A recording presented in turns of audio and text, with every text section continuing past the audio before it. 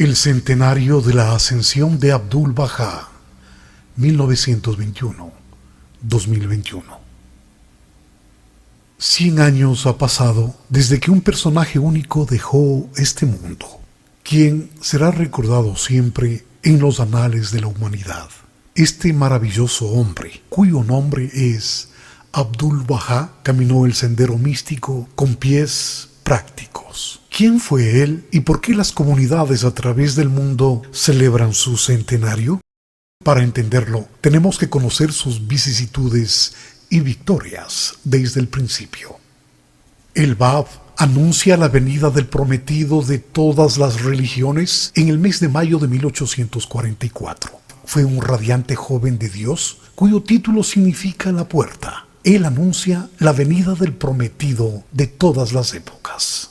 Baha'u'lláh, la gloria de Dios. Y por anunciar su venida, el Bab fue cruelmente martirizado por los musulmanes en Persia.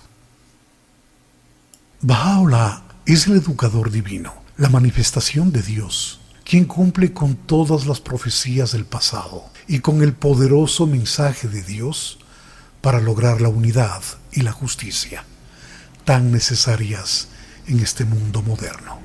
Nació en Teherán, Irán. Desde entonces el clero musulmán le vio como amenaza. Fue encarcelado en una pútrida mazmorra, en donde fue desahuciado para su muerte. Fue encadenado entre ladrones y asesinos únicamente por profesar la nueva religión de El Bab. Ni siquiera podía descansar su cabeza. Fusilaban diariamente a uno de ellos. Fue tanta la podredumbre de este sitio que Abdul-Bahá, su hijo, cuando tenía apenas 8 años, se desmayó al ver las condiciones infrahumanas que habían afectado totalmente al cuerpo de su padre. Fue irreconocible. Pero aquí, en este lugar, Baha'u'lláh recibe la revelación de Dios. Él era el prometido anunciado por el Bab, y que Dios le hará victorioso sobre toda la tierra. No podían martirizarlo como habían hecho con el Bab, porque su padre era un querido ministro del rey de Persia, el Shah. Entonces, luego de 4 meses, le sacaron de la prisión y le desterraron de su país natal a Bagdad en el invierno de 1853. Aún antes de recuperar su salud, que fue gravemente afectada a causa de su reclusión en la mazmorra. Abdul-Bahá era un niño que sufrió el arduo viaje de 3 meses con Baha'u'lláh y su familia, atravesando montañas nevadas en caravana y a pie, soportando el frío del invierno con amparo inadecuado y con provisiones insuficientes. Después de llegar a Bagdad, Irak, en 1853, Abdul-Bahá, a los 9 años de edad, reconoció a su padre como el prometido mensajero de Dios. Los babís y el público en general vio el carácter, sabiduría y bondad de Baha'u'lláh, que habían reanimado a su comunidad durante los 10 años que allí permaneció. De repente llegó la orden del sultán de exiliarle aún más lejos. Lo exiliaron al Imperio Otomano. Fue en abril, aquí en el jardín de Ridván, al lado del río Tigris, a pocos días de su nuevo exilio, cuando Baha'u'lláh transformó la tristeza de la comunidad babí en alegría al anunciarles públicamente que él era el prometido de Dios. Entre fragantes flores y aves ruiseñores pasaron con su bien amado, encantados con sus melódicas plegarias, acercándose a su carpa en la euforia de su presencia y con pena a la vez por su separación eminente, pero con una nueva esperanza en sus corazones acerca de este gran día de Dios. El 3 de mayo, Baha'u'lláh, su familia y algunos de sus seguidores partieron por caravana y a pie a través del territorio otomano. A cada lugar que llegaban y en todo el camino recibían festejos y honores hasta llegar al Mar Negro. Pasaron 4 meses y viajaron en barco hasta Estambul, continuando a Edirne. Fue el invierno más frío. Abdul-Bahá tenía 19 años. sus pies congelados, causándole dolores el resto de su vida. Aquí, en los 4 años que pasó, Baha'u'lláh proclamó su misión a los reyes del mundo y fue recibido con reverencia por todos. Estuvieron todos muy impresionados por Baha'u'lláh y el carácter luminoso de su hijo Abdul-Bahá. Pero el sultán nuevamente lo desterró por el Mediterráneo a Akka, la ciudad fortaleza más remota del Imperio Otomano, donde esperaban que Baha'u'lláh, al estar separado de sus seguidores, así se extinguía la nueva fe. Pero como sucede en las religiones, no se puede impedir la voluntad de Dios. En esta ciudad pestilente, los exiliados fueron rechazados y maltratados, ya enfermos y sin salubridad, agua o comida adecuadas. Algunos murieron por el riguroso viaje. Era un sitio tan horroroso y pestilente que había un dicho que decía: si un pájaro volara por Akka, moría por el hedor. Baha'u'lláh la consideraba como la más grande prisión. Estaba tan aislado de sus fieles seguidores. Estos eran impedidos a estar en su presencia. Muchos seguidores llegaban caminando por 3 meses, con el único anhelo de ver si todavía estaba con vida. Solamente se consolaban al verle de lejos cuando le señalaba desde la ventana con su pañuelo blanco. Fue bajo estas condiciones adversas que Abdul-Bahá, ya de 24 años, sufrió con Mihdi, su hermano menor, y el resto de la familia. Pero todos los exiliados sabían que estaban siguiendo el camino de Dios.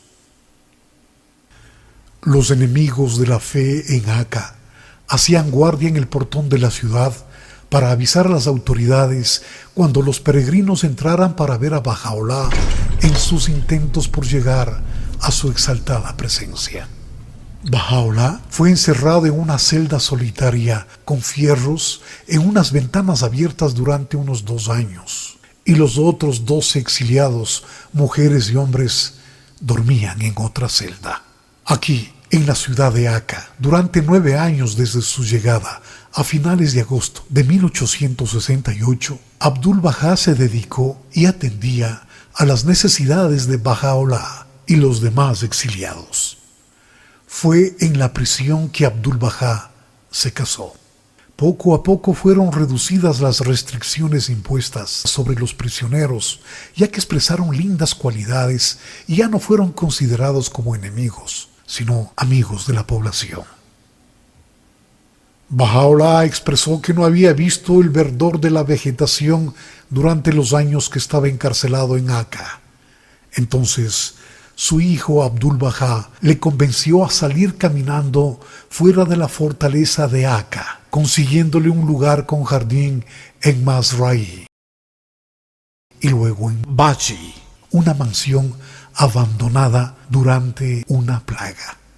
A pesar de sus escasos años, Abdul-Bahá mostraba gran sagacidad y distinción y se dedicaba a la tarea de entrevistar a los visitantes que venían a conocer a su padre. Si él percibía que eran verdaderos buscadores de la verdad, les admitía a su presencia. Pero si no fuera así, no les permitía hacerlo. A menudo, Baha'u'lláh pedía a los que hacían preguntas que conversen con Abdul-Bahá, quien siempre les respondía satisfactoriamente a sus preguntas e inquietudes. En Baji, que por primera vez desde el comienzo de su exilio, Baha'u'lláh tenía relativa tranquilidad en estos últimos 15 años y continuaba haciendo revelaciones con un flujo espontáneo y divinamente inspirado en forma profunda y perfecta, el equivalente total de 100 libros en su vida, lo que constituye la base espiritual de la civilización mundial para el establecimiento del reino de Dios en la tierra. Baha'u'lláh murió de causas naturales en Baji, Palestina, el 29 de mayo de 1892, a los 74 años de edad, luego de 40 años de destierro y encarcelamiento, dejando los asuntos de la fe Bahá'í en las manos de Abdul-Bahá, quien tenía 48 años en aquel entonces. Reflexionando sobre su encarcelamiento, Abdu'l-Bahá dijo: yo era feliz en aquella prisión, porque aquellos días transcurrieron en el sendero del servicio. Para mí, la prisión era libertad. Cuando uno se libera de la prisión del yo, esa es la verdadera libertad. En todas las religiones del pasado, después de que fallece su fundador, ha habido diferencias entre los seguidores que llevaron a su división en muchas sectas. Esto no ocurrió en la fe Bahá'í. Al mantener la unidad como el principio fundamental de sus enseñanzas, su padre, Baha'u'lláh, estableció la salvaguarda necesaria para que su religión nunca sufriera la misma suerte de las demás que se dividieron en sectas después de la muerte de sus fundadores. En sus escritos hizo una alianza con los Bahá'ís para que siguieran la guía de Abdu'l-Bahá. Instruyó a todos a volverse a su hijo mayor, Abdu'l-Bahá, como el intérprete autorizado de los escritos Bahá'ís, como cabeza de la fe mundial, para preservar la integridad de sus enseñanzas y ser el ejemplar del espíritu puro de la nueva religión. Cumplió con la tarea apremiante de asegurar el traslado y digno entierro de los restos en el santuario del martirizado joven El Bab, en el mismo sitio señalado por Baha'u'lláh años atrás en el Monte Carmelo en Haifa, y en donde se encuentra hoy día el Centro Mundial Bahá'í. Es interesante notar que coincide el nacimiento de Abdu'l-Bahá con la misma fecha y hora que el Bab declaró su misión el 23 de mayo de 1844. Es muy difícil resumir en pocas palabras la personalidad de Abdu'l-Bahá, ya que su abnegado espíritu de servicio, su amor por todo el mundo, no importa cuál fuese su nacionalidad, condición social, religión o raza, y su enorme capacidad, nos traen la imagen de un hombre que supo encarnar en la práctica los más altos ideales de todas las épocas. En él se juntaban las características de una naturaleza humana y un conocimiento sobrehumano, lo que le permitía alcanzar una existencia completamente armonizada. Llegó a personificar todas las virtudes y cualidades espirituales, además de asombrar a todos con sus conocimientos de las ciencias y artes de los hombres. Fue un ejemplo perfecto de un verdadero creyente en Dios, y bien podemos mirar su vida, leer sus escritos y tratar de seguir sus pasos. Aunque fue designado con el título del misterio de Dios y conocido como el Maestro, él nunca quiso que los creyentes lo exaltaran o le alabaran.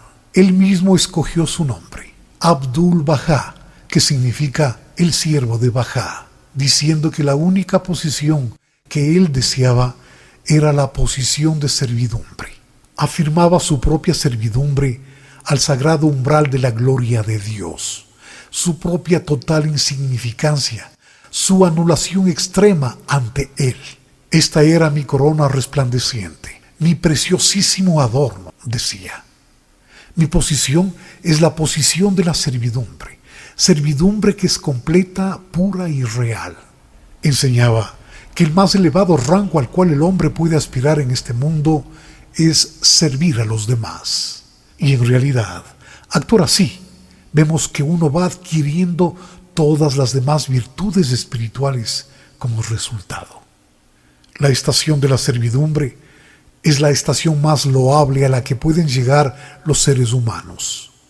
Cuando un hombre habita en esta estación, se acerca a Dios y se convierte en receptor de la gracia y la generosidad.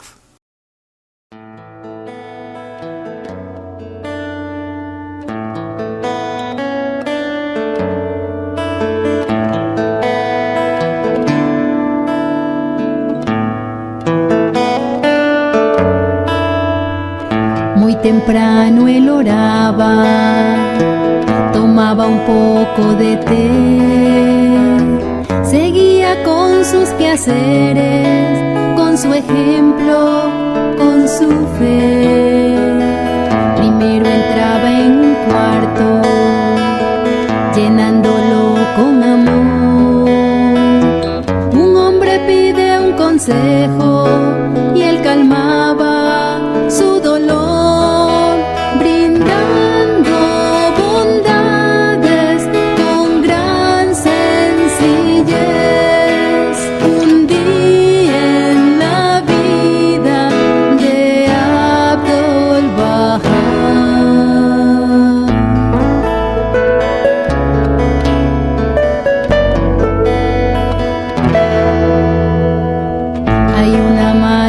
llorando, sus hijos no tienen pan. Abbas Efendi les manda panecillos a su hogar. Pregunta por cada enfermo, por su salud y bienestar. Y los amigos le nombran el Señor de la humildad, brindando bondades con gran sencillez. Un día en la vida de Abdul Baha.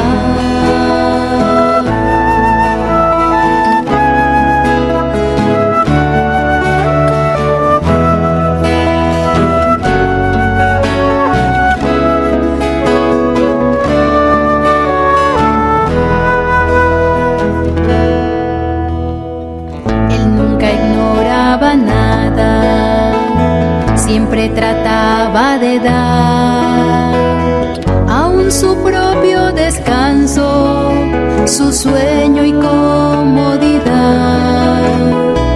Es un amor que no espera, es el misterio de Dios. Es generoso con todos, es el siervo del Señor.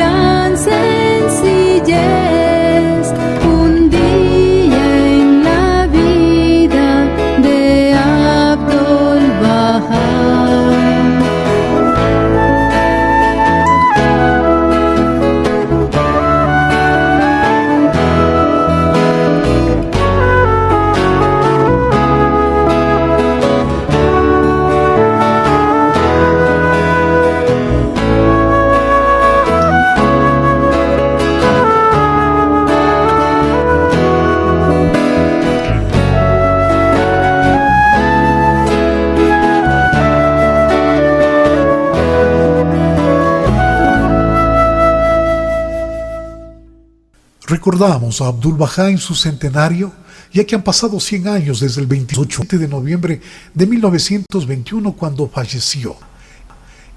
Abdul Baha, el ejemplo perfecto de la vida Bahá'í. El rango y la posición de Abdul Baha es el centro de la alianza, el ejemplo perfecto, el misterio de Dios, la personificación de todo ideal Bahá'í, la rama más poderosa, entre otros. En las palabras y acciones de Abdul Baha, una de las tres figuras centrales de la fe Bahá'í, se ha encontrado la armonía entre la sabiduría espiritual, la lógica y la ciencia, lo que incrementa la visión y verdad sobre estos temas. No solo habló, sino que también personificó a través de su forma de vivir cómo se puede cultivar y cosechar los frutos más selectos de la vida. Después del fallecimiento de su padre Baha'u'lláh, las extraordinarias cualidades de carácter de Abdul Baha, su conocimiento y su servicio a la humanidad ofrecieron una demostración vívida de las enseñanzas de Baha'u'lláh en plena acción y aportaron gran prestigio a la comunidad que se expandía rápidamente en todo el mundo. En 1908, con motivo de la revolución de los jóvenes turcos, se decretó la libertad de todos los presos religiosos del Imperio Otomano. A pesar de las condiciones adversas que tuvo que enfrentar, fue conocido por su servicio a la humanidad, su dedicación a la igualdad de género y por ser defensor de la paz y la justicia racial. Hasta que el fundador de la fe Bahá'í fallece en 1892, se había extendido la fe más allá del Imperio Otomano y Persia, incluso hasta el Turquestán, Birmania, India, Egipto y Sudán. Cuando él fallece en 1921, había logrado consolidar la religión Bahá'í, llegando hasta 35 países. Los más importantes grupos bahá'ís se encontraban en Irán, el norte de África, el lejano oriente, Australia y Norteamérica. Tras su liberación, emprendió una serie de viajes entre 1911 y 1913. Al norte de África, en el Medio Oriente, a Europa y Norteamérica, en los cuales proclamó el mensaje de la fe Bahá'í, un mensaje de unidad y justicia social, ante una gran variedad de público en numerosos foros. Aunque nunca fue a la escuela, pero con la inspiración divina, llegó a dialogar y dar discursos relevantes con una infinidad de temas y ante muchos grupos. Por ejemplo, con los que promovían el sufragio para las mujeres, con pacifistas, sindicalistas, científicos, universitarios, periodistas, altos funcionarios, embajadores extranjeros, de todas las clases por iguales, desde la gente más humilde hasta la de clase más alta. Hizo discursos de unidad en las congregaciones de los judíos y cristianos, así como en las asociaciones de teólogos y agnósticos. En Estados Unidos viajó desde la costa del Atlántico hasta el Pacífico, visitando numerosas ciudades en las que continuamente estaba ocupado hablando al público o en reuniones con individuos y grupos. Al contrario de lo que uno podría esperar que se reflejara en un individuo con estas distinciones, la vida y el carácter de Abdu'l-Bahá fueron vívidas expresiones de su humildad, sencillez y servidumbre ejemplares. En todas sus intervenciones, no solamente se refería a los aspectos espirituales de la fe, sino a la urgente necesidad de establecer las bases para la paz mundial. A pesar de su clara visión profética en 1912, al dejar las costas de los Estados Unidos, advirtió que Europa transformada en un polvorín y que pronto estallaría la guerra. Nos encontrábamos en vísperas de la batalla de Armagedón, referida en el capítulo 16 del Apocalipsis. El tiempo será de aquí 2 años, cuando solo una chispa encenderá Europa entera. Lo que aconteció, como él había dicho, unos 2 años después, en 1914. Durante la guerra, él preveía la hambruna que vendría en su región de Palestina, hoy Israel. Entonces contrató a los agricultores para la siembra de granos en los campos que fueron guardados en los antiguos pozos romanos, evitando así el desastre. Tenía suficiente y hasta sobraba también para poder alimentar a los pobres, así como a las fuerzas británicas del general Allenby, que de pronto habían llegado a liberar a Palestina, y por eso a él le concedieron el título de Caballero del Imperio Británico por sus servicios a la humanidad. Una vez terminada esta guerra en Europa, envió sus planes en varias tablas del plan divino a la comunidad Bahá'í de Norteamérica para la expansión de la fe por todo el mundo. Apenas terminada aquella conflagración, advirtió que las condiciones para la paz eran demasiado precarias y no pasaría mucho tiempo antes que estallase nuevamente la guerra. Lo que aconteció en 1939, en los inicios de la Segunda Guerra Mundial, otra profecía dicha por él. En 1898, cuando aún estaba preso en Acre, recibió a los primeros peregrinos occidentales, lo que continuó una vez liberado en Haifa antes y después de la Primera Guerra Mundial.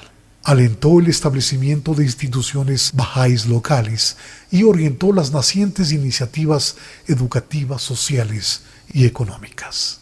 Mientras por una parte se hallaba ocupado con voluminosa correspondencia proveniente de personas de todo el mundo, por otra estaba continuamente preocupado por profundizar los conocimientos y el espíritu de aquellos quienes habían abrazado la fe de Baha'u'lláh, a la vez que se ocupaba diligentemente por atender a los pobres y necesitados y de socorrer a aquellos quienes habían perdido el sentido de la vida. Cuando murió, hace 100 años, en 1921, a los 77 años de edad, Abdu'l-Bahá dejó un legado de gran servicio y devoción de por vida en los ideales bahá'ís, de paz, amor y unidad. Había atendido a los pobres en Haifa, regalándoles ropa, comida, y semanalmente sacaba tiempo de sus múltiples obligaciones para atender a los enfermos en cama, a darles la ternura de su aliento y cariñoso amor, a limpiarles y pagar para que un doctor les atienda y tengan también medicina y otras cosas necesarias. Shoghi Effendi, nombrado el guardián de la fe Bahá'í por Abdul-Bahá, escribió así del fallecimiento de su bien amado maestro y abuelo. Nos hemos dado cuenta ahora de que el maestro sabía el día y la hora en que, terminada su misión sobre la tierra, regresaría a su refugio en el cielo. Sin embargo, tuvo mucho cuidado de que su familia no tuviera premonición del pesar que se acercaba. Menos de 8 semanas antes de su fallecimiento, el maestro relató esto a su familia. Parecía que me encontraba de pie en una gran mezquita, en el lugar del imán mismo. Apercibí que un gran número de personas se congregaba en la mezquita. Llegaban más y cada vez más, tomando sus lugares en filas detrás de mí, hasta que hubo una gran multitud. De pie tal como estaba, y en voz muy alta entoné la llamada a la oración. De repente se me ocurrió abandonar la mezquita. Una vez fuera me dije, ¿por qué he salido sin continuar la oración? Pero no importa. Ahora que he pronunciado la llamada a la oración, la gran multitud la entonará por sí sola. Unas semanas después del anterior sueño, el maestro vino de su habitación que tenía en el jardín, en el cual se quedaba últimamente, y dijo: tuve un sueño en el que vi que la bendita belleza se me acercaba y decía: destruye esta habitación. La familia, que había querido que Abdul-Bahá viniera a dormir en la casa y que no estaba contenta de que estuviese solo por la noche, la familia decía: sí, maestro, creemos que su sueño quiere decir que debe usted dejar aquel cuarto y trasladarse a la casa. Cuando escuchó decir esto, sonrió, como si no estuviera de acuerdo con esta interpretación. Más tarde comprendieron que la habitación realmente significaba el templo de su cuerpo. En otro momento le decía a un hombre alto y fuerte en el Monte Carmelo que él estaba cansado y preguntó si podía llevarle a un lugar donde él podría descansar. El hombre no entendía el significado de su pedido, pero luego en el funeral era el único hombre fuerte que podía entrar en el pozo de entierro para bajar el ataúd a su lugar de descanso. El funeral de Abdul-Bahá el 29 de noviembre atrajo a dolientes y admiradores de todas las religiones, razas, edades, antecedentes y clases. Una gran sensación de pérdida y dolor se apoderó de esas almas y su intensidad los unió.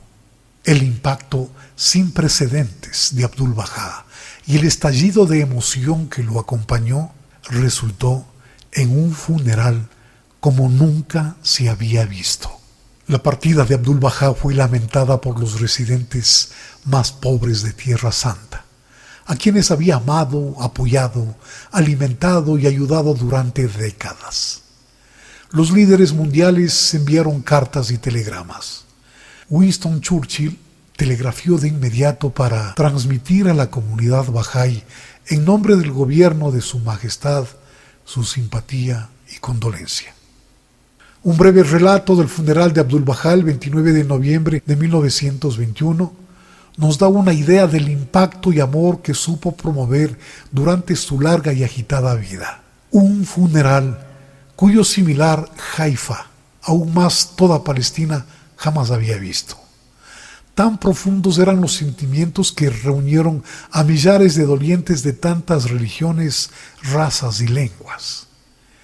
El alto comisionado Sir Herbert Samuel, el gobernador de Jerusalén, cónsules de diversos países, los jefes de diversas comunidades religiosas, judíos, cristianos, musulmanes, drusos, egipcios, griegos, turcos, kurdos, americanos, europeos, amigos personales, hombres, mujeres y niños de todos los niveles sociales, cerca de 10,000 en total, quienes se lamentaban por su ser querido.